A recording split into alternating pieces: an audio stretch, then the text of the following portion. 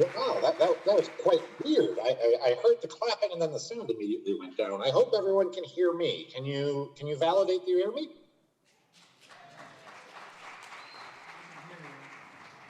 Okay, great. So let me just bring up my slides. Hopefully you should be able to see my slides at this point.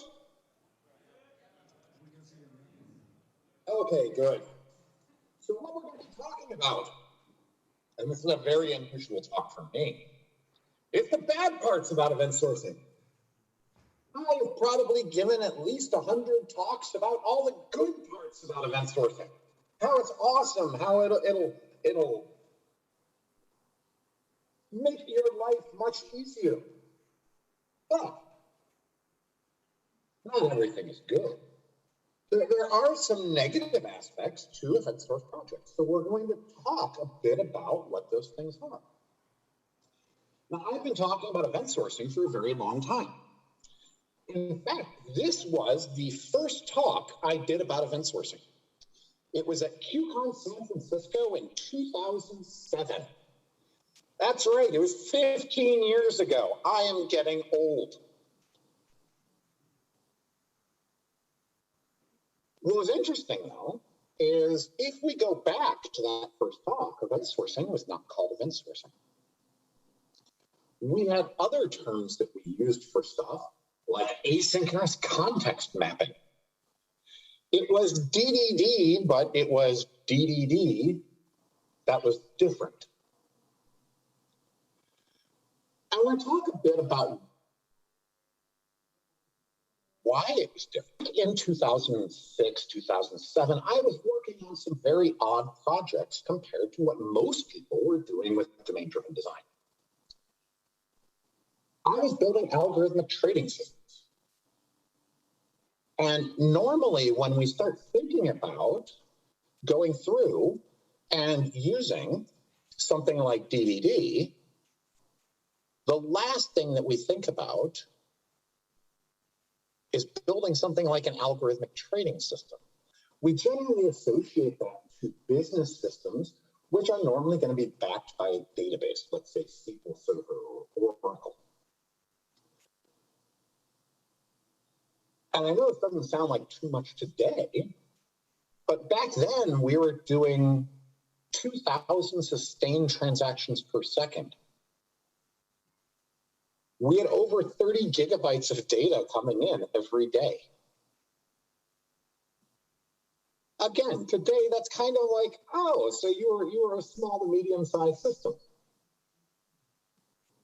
Back then, this was huge. This was, I'm guessing today's equivalent might be 20 or 30,000 transactions per second with 300 gigabytes per day coming in, maybe even more.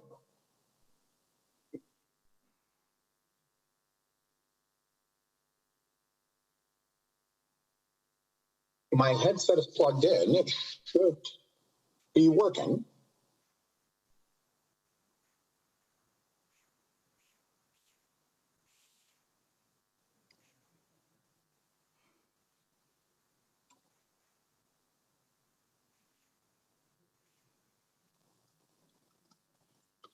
Let me just check here.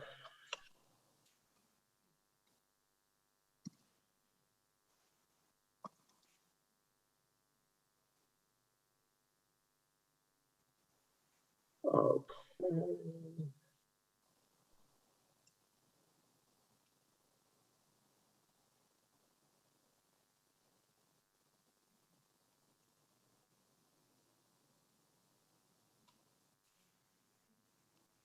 You know what? I'll just make sure to stay close to it. How's that?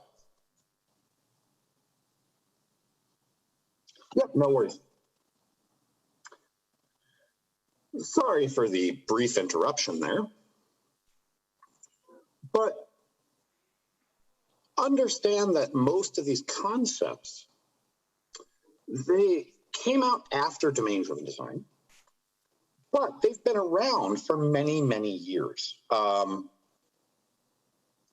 We are literally talking 15 years ago, a lot of this stuff was happening.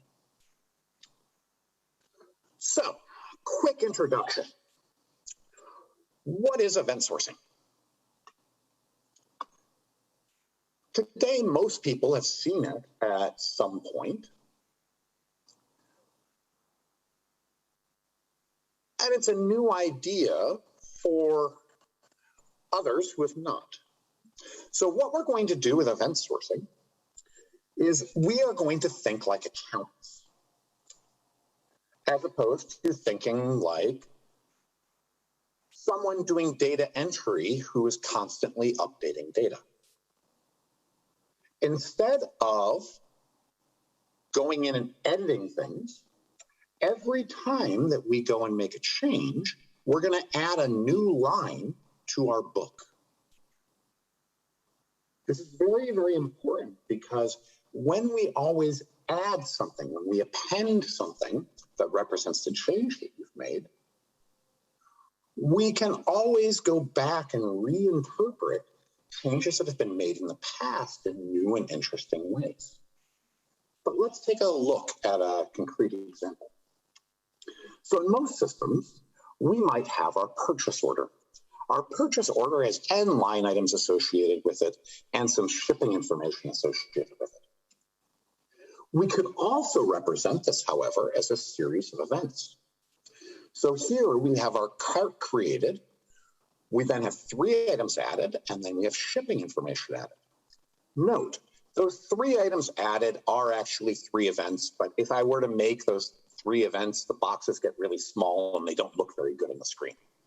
But we can consider that this is actually 5 events. Now, at any given point, I can come and take these 5 events that have been created.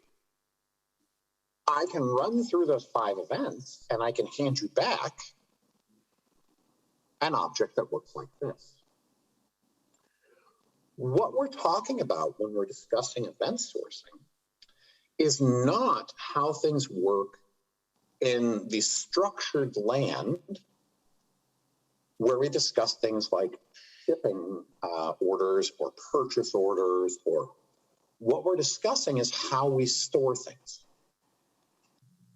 Am I going to store a shopping cart as a series of actions that have occurred over time, or am I going to store it as something which is more like a relational diagram? The main benefit towards storing it from a series of events is I can have 800 different structural models that I will actually project off of that same event stream. Now, do not take this as I am telling you that you should have 800 different models. Please, please, please do not take it that way. My point is more that you could have 800 different models. What tends to happen over time is that our models change. If your model is projected off of a series of events, you can continuously refactor that model. You can change how it's actually working internally. Whereas when I'm storing something like a structural model, when I want to start making these kinds of changes, I tend to have to go change that structural model as well. And there's a cost associated with changing that structural model. Now, I found that slide with the accountant sitting on it years and years and years ago. And I laughed at it when I first found it. I understood why.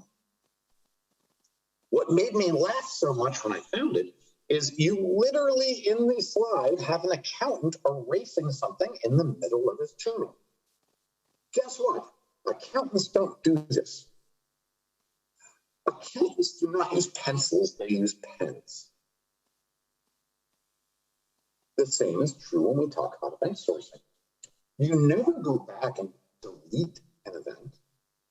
There are some other patterns we can use to make things like provisional events, but we don't retroactively remove an event.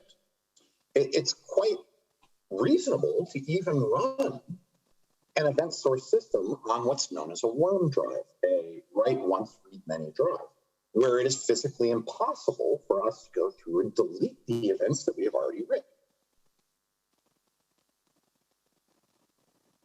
This is actually a primary use case for quite a few systems that are out there, especially things like accounting systems, where you can show that these things have been put in and they have not been tampered with. So let's talk a bit about how deletes actually work. So now we have my cart created, 3 items added, 1 item removed, and then shipping information out. People will immediately think that this is equivalent to cart created, 2 items added, and shipping information, but it's not. What if my question was, how often are items removed from carts? If I had this event log with the item removed, I would be able to answer this question. What if I were looking for how many items are removed of a given product type within 5 minutes before the checkout process? In other words, shipping information happened. If I were storing this in a structural model, I would not be able to answer those questions. Since I'm storing it as a series of events, I can answer those questions, even though I didn't know those questions would be asked in the future. This is the main benefit of event sourcing. I can answer questions in the future that I did not know that they would exist.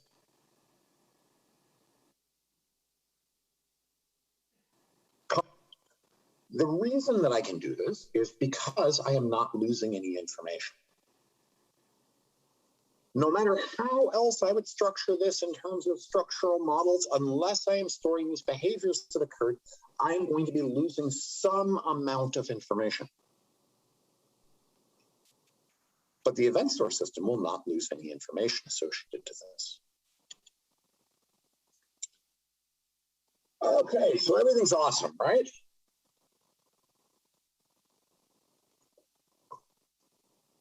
Well, except for that's not really the point of this talk. Okay, we made it through the event sourcing introduction. So let's talk about some problems that actually come up with it. Many projects have gone through and they've done event sourcing and they have failed. We can associate these failures to many things. The tendency of groups who have gone through and implemented event sourcing and failed has been to say that the problem was actually root caused by event sourcing. This is not really true. This would be like saying, I decided to use a functional language as opposed to an object-oriented language, and the reason my project failed was because functional programming. Well, that's not really the case. It's more likely that you had people that were going through and writing functional code, and I should put air quotes here as functional, and they were not really familiar with how to work with the functional environment. So let's look through some of the reasons that have been brought up for failures. And this isn't really to mock or put down the people who have brought these things up as failures. It's more to understand that these are common things which occur. So if you are to try to embark on an event sourced project, you kind of know what to look out for.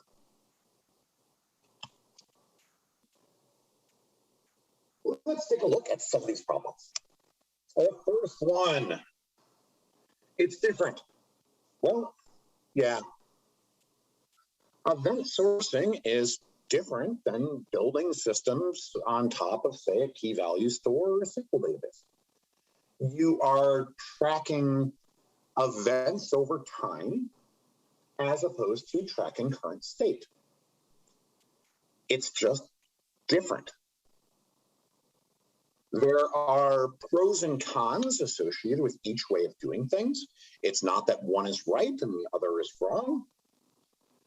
There are certain advantages and disadvantages to doing things in either way.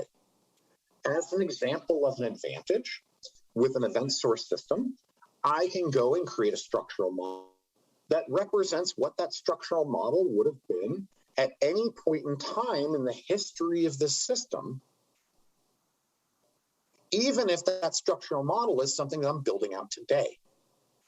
I can take the structural model from today, I can send it back in time and say, what would this structural model have told me if I had it last March?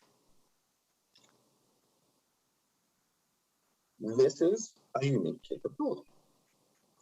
Now, when we're instead dealing with structural models, there are some really cool things you can do with structural models that are not easy to do with event source systems.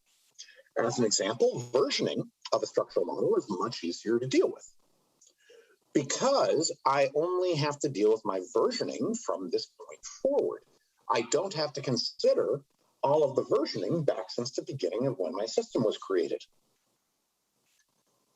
Again, it's not that one of these is right and one of them are wrong. There's a whole bunch of different aspects to them, and it's trying to choose which one may be better for your situation. But a lot of this comes from people being accustomed to, because they've been working, let's say, SQL databases, to easily refactor their database tables, even if it's doing historical damage. Whereas when they come in and they start dealing with versioning events, they realize that versioning events is a bit different. One is focused on data, the other is focused on use cases. Very often, people coming into this, they start feeling uncomfortable. It's a different set of trade-offs. And it takes a bit of time to learn.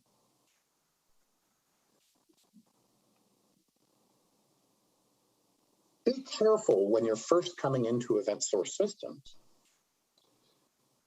Oftentimes, these kinds of pain points, there are solutions to them. There are ways of dealing with it, and these ways of dealing with it are not always obvious, but they exist. It might just be that the pain point that you're running into is just something that you haven't dealt with before, and you don't kind of know the pattern of how to deal with it. This is a very common thing to run into. And most of the problems that people have been running into are things that are well known. If people are looking for a resource, in particular on dealing with things like versioning, whether of events or event streams, etc., I actually wrote a book on it because there were so many people talking about all of the issues associated with versioning over time. You can download it up on Leanbar. It's also important to remember that even when people who do know what they are talking about, it's very common that they feel that they don't really understand. You kind of have both sides of this coin. Be very careful about taking strong opinions on either side of things and just focus on your issue and how to get through it. But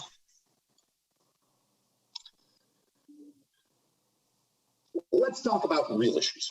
Well, I guess real issues, and we'll get into more imagined issues, because it's not all happy. There are legitimate differences between event source systems and systems that deal with state. There are real issues that actually exist, or I shouldn't say issues, I should say differences and trade-offs. So let's drop into a few. Number 2, versioning. Well, versioning is actually a big one. There are ways of getting around your versioning issues. I have literally written a book on this, but your versioning issues are going to be very, very different dealing with an event source system over, say, 10 years, especially if you're not rewriting events, than if you are dealing with a database where you can run relatively simple database refactors on it to change the structure of the database.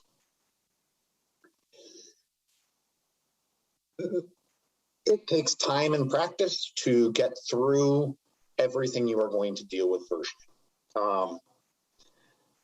I have some talks that are online going through things associated with versioning, some best practices to kind of help you through things. As an example, to only try to make additive changes, i.e. we're going to add a new event type, as opposed to trying to change existing things where now we might have the same thing mean 3 different things. To try to use things like weak or hybrid serialization schemes as opposed to strong serialization. There are lots of things that you can do along these lines, even offering the ability to have default values associated with your deserialization. But these are known issues, and they are not unique to event sourcing. You can find roughly equivalent things in just about anything that's going to talk over a network. And there are known solutions to these problems. I'm just going to put up a very quick slide here. This is the book that I was discussing. It's Versioning an Event Source System. You can grab it up on LeanPub and develop it. There is some complexity to versioning. Otherwise, I would not have gone through and written a book. It does require a bit of understanding in order to get through a lot of the issues. Let's get into issue number 3. Modeling is different. And well, it is. Like how I'm going to model a system which is based upon event sourcing is different than how I'm going to model a system that's based on a structural model. It's true. There's no way around this. It's kind of like saying that with functional, the way that we come in and we do analysis of a domain is different than if we're working in an object-oriented programming language. It's true.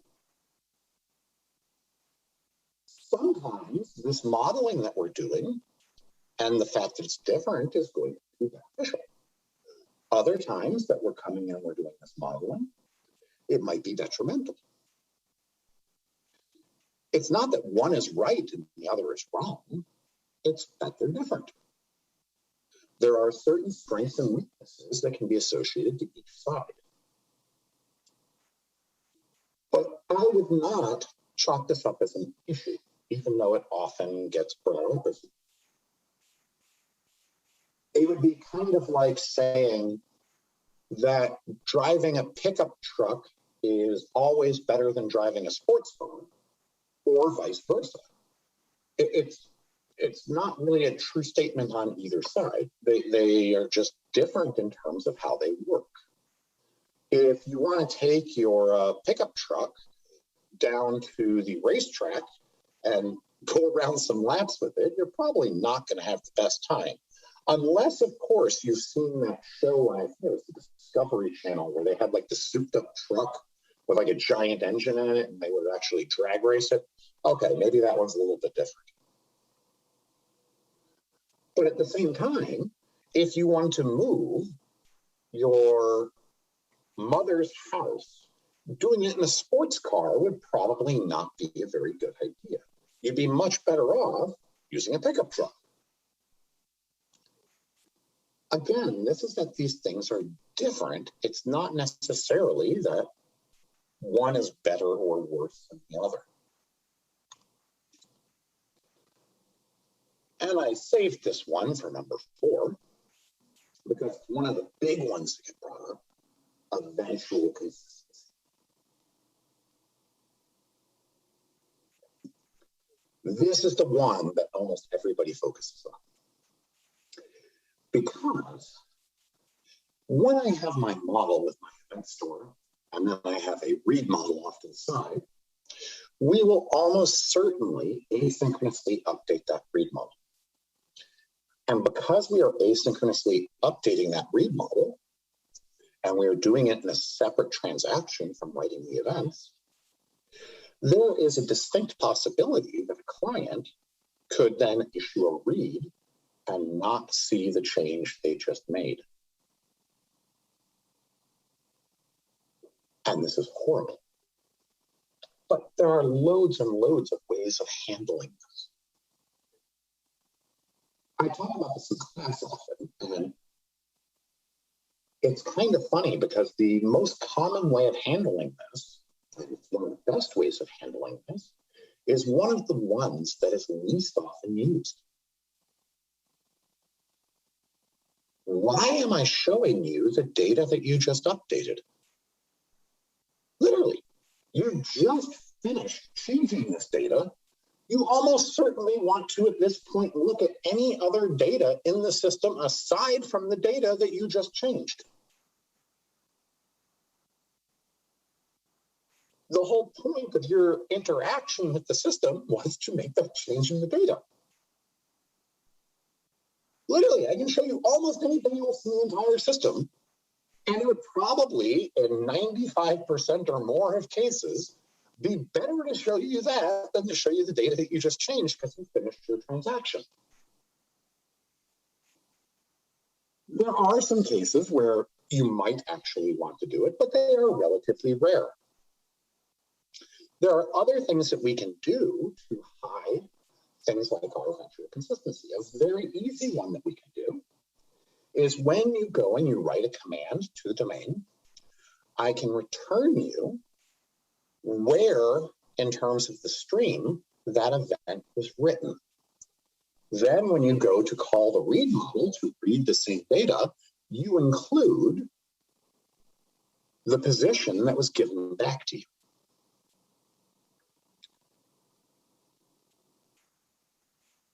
If we pass this position back and then pass it forward,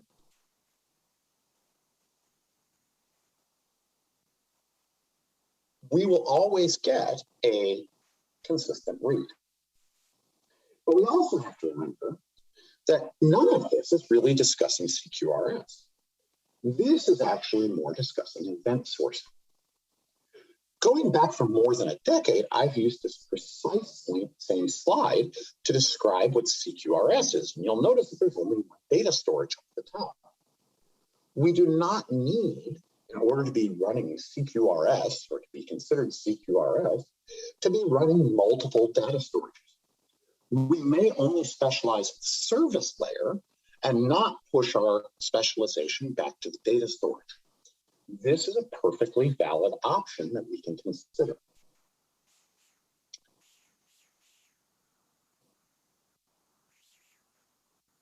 And we have to consider that there are benefits to even running with a single storage. We gain some things running with multiple backend storages, but this is not necessary for every system that we're going to run into.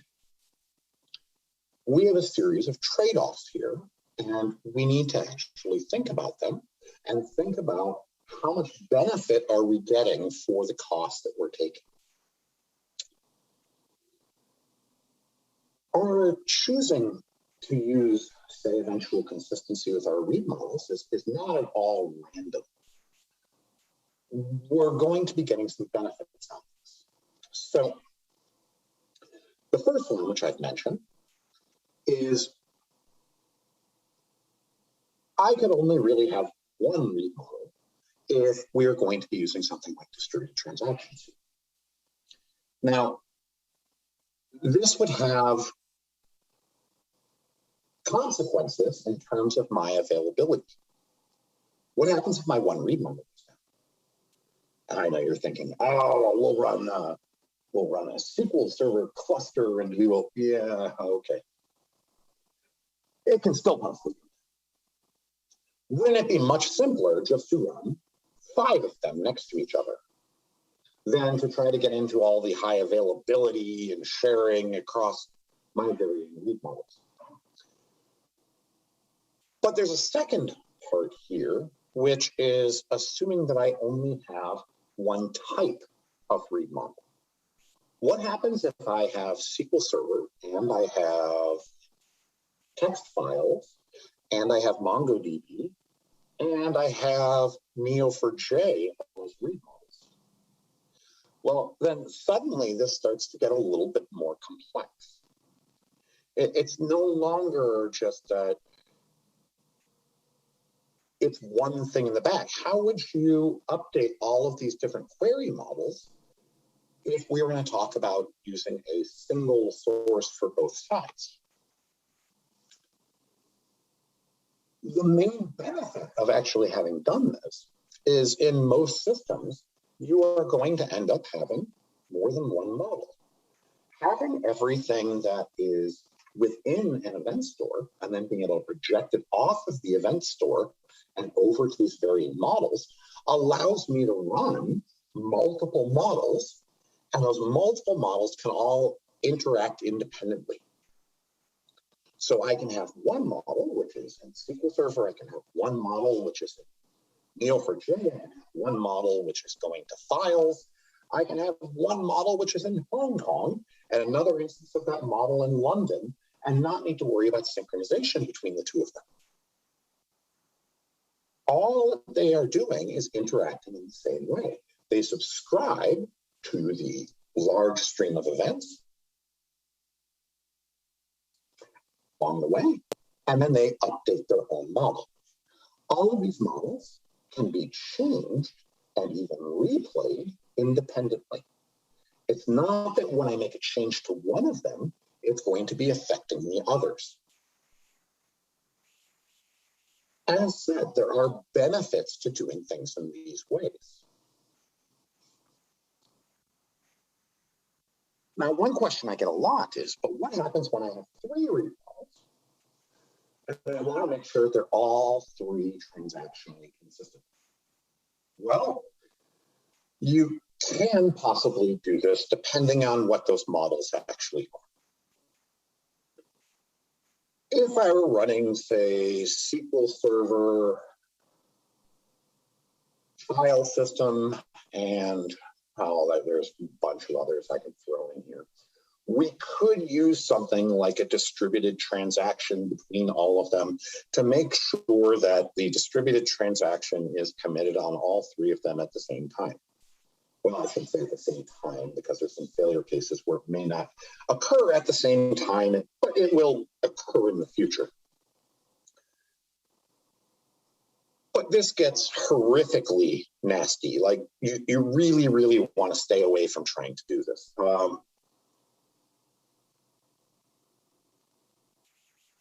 Lots of people tend to go down this path, and I have yet to see one who went down this path and came back later and said, you know what, that was a really great idea. I think I want to do it again. Stay away from any distributed transactions associated with your read models. It will just save you a lot of trouble. And remember that when we're building out these read models, our geographic distribution is often one of our primary goals. We're going to run the same read model in Japan, in the US, and in Brazil. How well do you think a distributed transaction is going to work across geographic boundaries like this?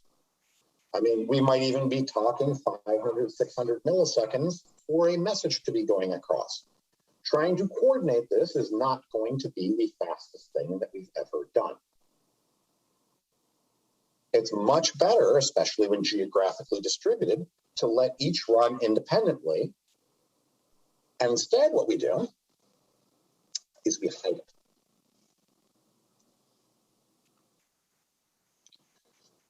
So what we will generally do is when I go to do a write to the event store, and remember the event store is consistent, I will have the event store, and event store, the product actually already does this. It will return the version/position. In other words, it will return the stream version for the overall position within the log when you've done a write.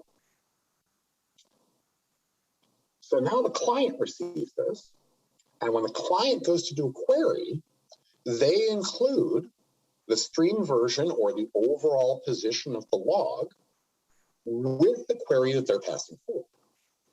At the same time, the denormalizers that are writing into whatever read model that happens to be are updating into the read model what position and or stream version they are at in terms of pulling information out of the event store and denormalizing it into the read model. As we can see here, as I'm writing into my OLAP model here, I am going to include the version of the thing coming out of the event store. When I am querying from the client, I am going to include the version that was given back to me from when I had done the operation previously. We can also deal with things here like when I pass up the version, that it will return to me a retry after. If we're including the stream position, or even better, the $all position, the read model has a chance to know about how far behind of things it might actually be. It might realize that it's running, it predicts about 15 seconds behind. So instead of just saying, no, I don't have this, it gives me a retry after 15. But using this little pattern will prevent me from reading stale data from that read model. I will be guaranteed that when I've done a write to the event store and then I issue a query up to the read model, that the information that I get back from my query will contain the event that was produced. If I do this, pretty much all of the eventual consistency issues that people bring up just disappear. Even if you just query immediately after having done a write to the read model, you will get back a retry after. You will not just show the user something that doesn't include the last thing that they did. This will remove these types of confusion.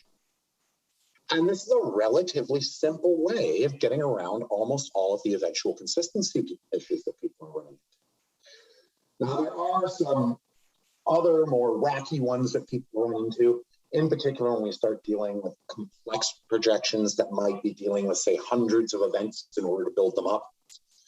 In this case, instead of using something like a stream ID, what we will do is we will use $all ID associated with it.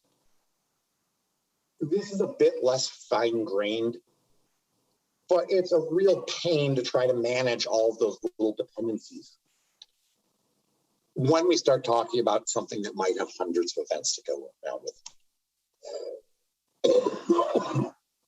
And I know it sounds hard to believe, but this will solve most of the issues that we will actually run into. What's mostly surprised me, and talking with everybody about the eventual consistency kinds of issues that come up, is just how much worry there are patterns, as we've seen, that can take care of most of the cases that you would run into. If you even want absolute consistency, we can provide that. We can bring in a lock server if needed and actually manage things through exclusive locks. No, I am not suggesting that you actually do that, but it is possible that we could do it. But let's come back to the question.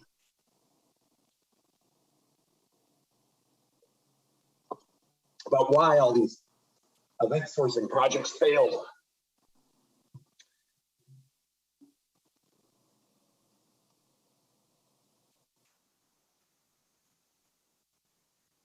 It was people. We have projects of all types that fail throughout our industry. We are actually pathetic as an industry in terms of how many projects will fail as a percentage of all of them. You will see failed projects using pretty much any technology. You will find failed Erlang projects, you will find failed Lisp projects, you will find failed pretty much anything projects. Don't associate with any technology that a failure occurred to necessarily being something wrong with the technology that people were using. You have to get to why things were failing.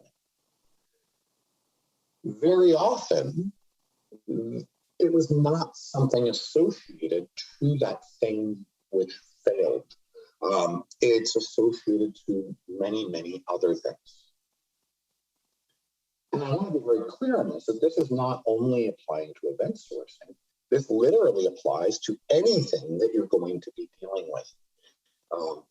It could literally be any piece of technology that you end up dealing with.